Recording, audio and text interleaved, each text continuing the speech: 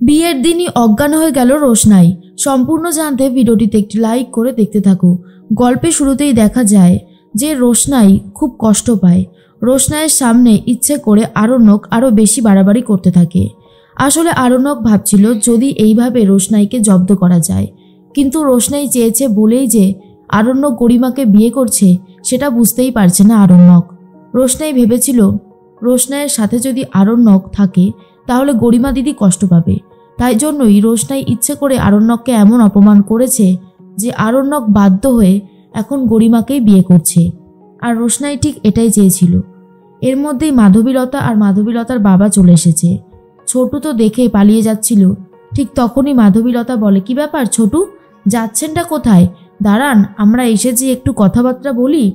ছোটু তো তখন ভয় পেয়ে যায় আর বুঝতে পারে হয়ে গেল, আজ আমার কপালে অশেষ দুঃখ আছে। এর মধ্যেই তখনই মাধবীলতার বাবা বলে, তুমি আমায় চিনতে পারছো না?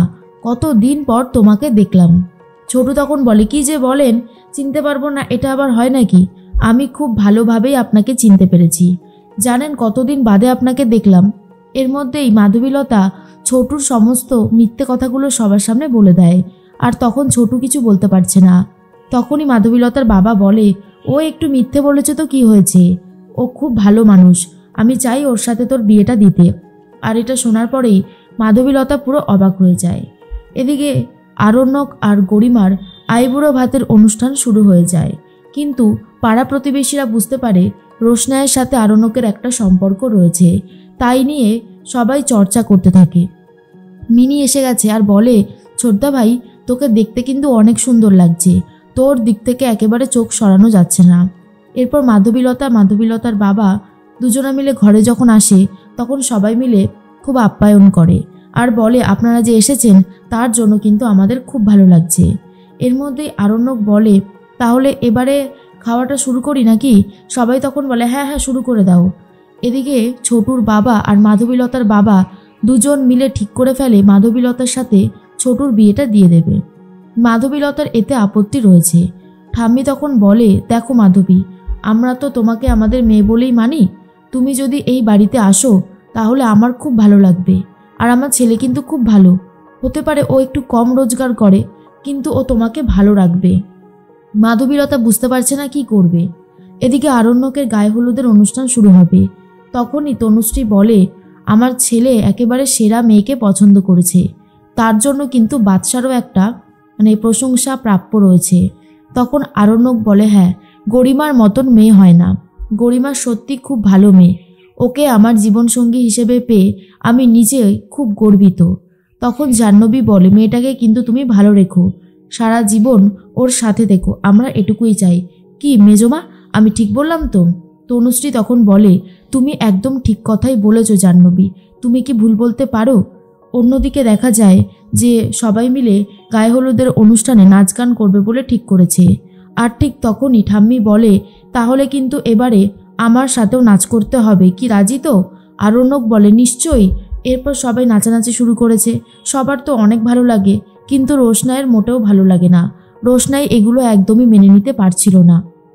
আরণ্যক মনে মনে ভাবে, কি রোশনাই, কেমন লাগছে আমার এই পারফরমেন্স? আমি জানি তুমি ভাবছো আমি খুব ভালোভাবে আনন্দ করে এই বিয়েটা করছি, কিন্তু আমি জানি না আমার মনের মধ্যে এমন একটা ঝড় ওঠে মাঝে মধ্যে যে আমি নিজেকেই কন্ট্রোল করতে পারি না।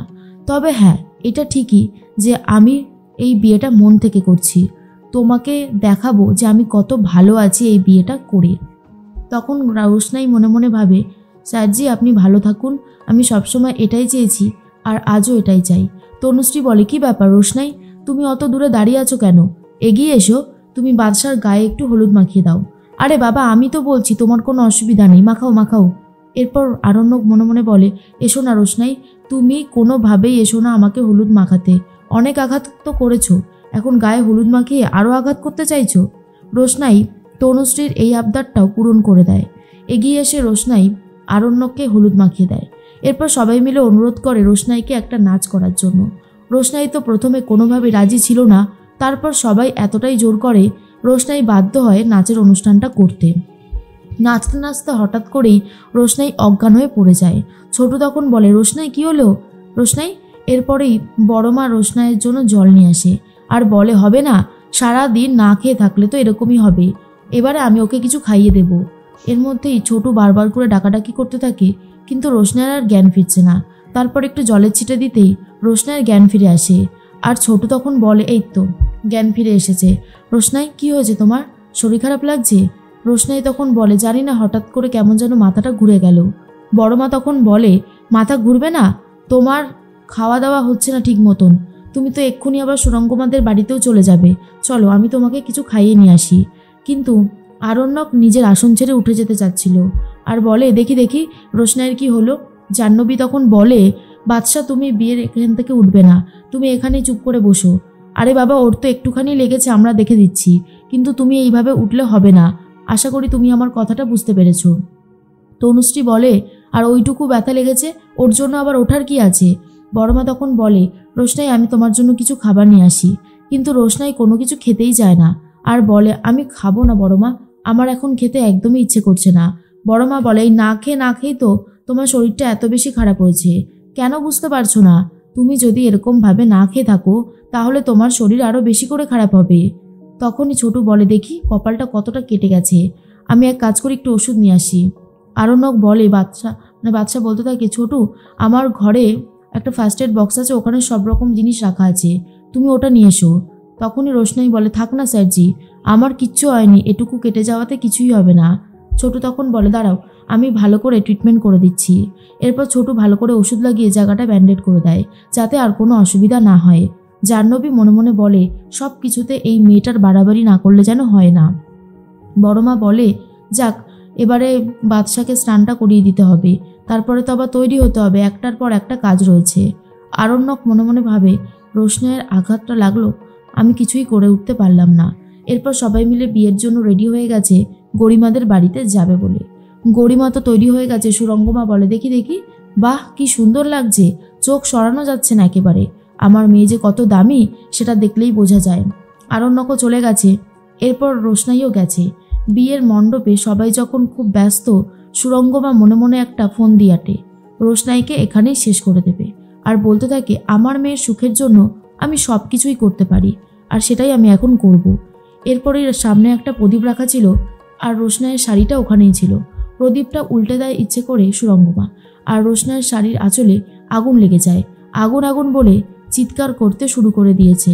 আর ঠিক তখনই আরণ্যক দেখে তো ভয় পেয়ে যায়, আর গরিমা দেখেও ভয় পেয়ে গেছে। আরণ্যক তাড়াতাড়ি করে সব কিছু ফেলে চলে যাচ্ছে রোশনাইকে বাঁচাতে, যা দেখার পরে সুরঙ্গমা আর গরিমা প্রচণ্ড রেগে যায় আরণ্যকের ওপর, আর রোশনাইও অনেক বড় বিপদ থেকে রক্ষা পায়।